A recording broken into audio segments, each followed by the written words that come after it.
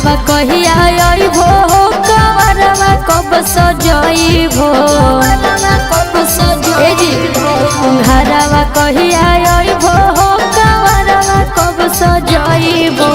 पियावा डरै बरवा हो देव घरवा कब घुमाइबो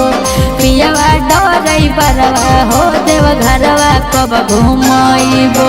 छुट्टिया लेके आइबो गे मोरिया हम सजइबो छुट्टिया लेके आइबो गे मोरिया हम सजइबो चढ़ते धनी सावनवा देव घरवा तोरा घुमाइबो चढ़ते धनी सावनवा देव घरवा तोरा घुमाइबो चढ़ते धनी सावनवा चढ़ते धनी सावनवा देव घरवा तोरा घुमाइबो देव घरवा तोरा घुमाइबो चढ़ते धनी सावनवा गाँव घर से जाए रहले बुक करके गाड़ी जी अभी ले नहीं कलो पिया जाए के तैयारी जी चिंता नहीं कोहर जल्दी आबो घर गे अच्छा बाबा धाम लेके जहिबो धानी अपना जोड़ गे हाँ सड़िया कब की नहीं भो बजरवा कब ले जाइबो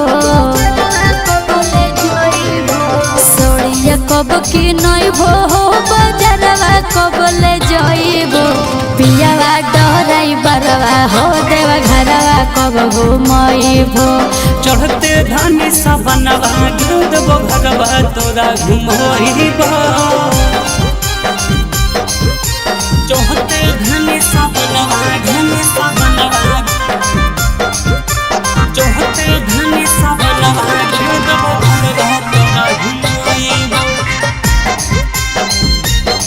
देव घरवा तोरा घुमाइबो चढ़ते धनी सावनवा जदि नहीं चढ़ो जलवा कोहिला सोमारी जी राजा पर भाकर पिया सुन जइबो गारी जी बुझलो एतना नहीं हमारा प्रधानी खिसिया बगे तनी तनी बात पर नहीं मुहावा फूला बगे दर्शन कब करइबो कहिया बाबा से मिलबइबो ए जी दर्शन कब करइबो कहिया बाबा से मिलबइबो पियावा डरै बरवा हो देव घरवा कब घुमाइबो चढ़ते धानी सावनवा देव घरवा तोरा घुमाइबो शिवाय रिकॉर्डिंग स्टूडियो जमुई।